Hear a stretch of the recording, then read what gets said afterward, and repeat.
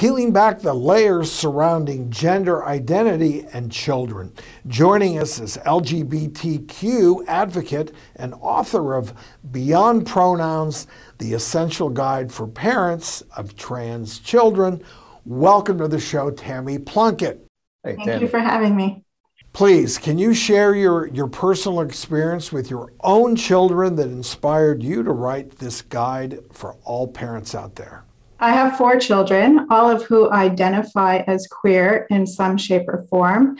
My 3rd child came out to me and said, I'm transgender, I need to take testosterone, I'm a boy. He was only 11, so that was way too much for me. I wasn't ready for any of that. So we did go to therapy immediately and unpack it in therapy.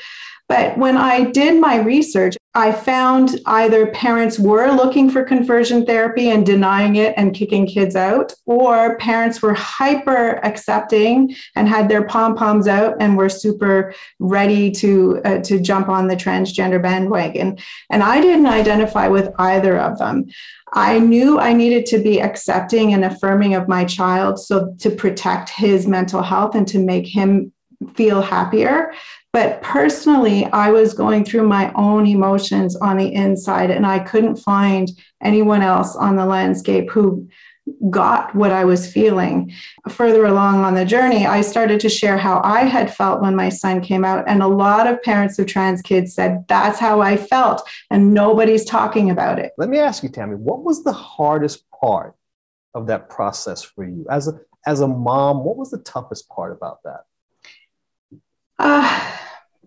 I think my lowest part was trying to bargain with my son and ask him not to be transgender. And this was very, very early on when I didn't know what it meant and I didn't understand what was going on. I felt it was a choice. Now I know it wasn't a choice. He has to be who he is.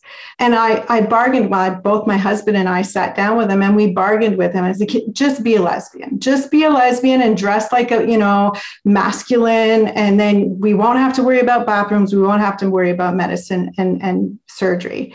And that devastated him. He had gender dysphoria. He was very distressed. I'd say the first time I really started to accept things was when Mitchell asked to dress as a boy for Halloween. And so we dressed him as a man. We put on the fake beard and he glowed. It was like he was a new human being. He was just so happy. And that told me, okay, I need to look at this. That was the glow that I hadn't seen for about 1.5 years prior. And then I went through what I call a grieving process. I had denial, which was at the beginning, and then I had the bargaining, which was my lowest point. I had anger because I am a fierce feminist myself, and I felt like he would enjoy the privileges of being a man and that he was crossing the aisle. And I also had sadness. I had a lot of memories that would come up because in order to alleviate his distress, we had no pictures of him as a girl when he was younger in the house. We changed his name and used male pronouns. So it was a huge change, and it was a lot for me to accept and process and go through. So it was just a lot, but we made it through, and eventually we did find that acceptance. So the moment that really stands out for me is that it was the end of the school year, and they were doing the music concert and the awards, and he played at the awards ceremony and got an award. And when he won, all of his classmates were yelling, "Mitchell, Mitchell, Mitchell," which was his new name. And it was like, everybody's accepting of him. Everybody sees him as the boy that he feels he is. And that was truly my place of acceptance.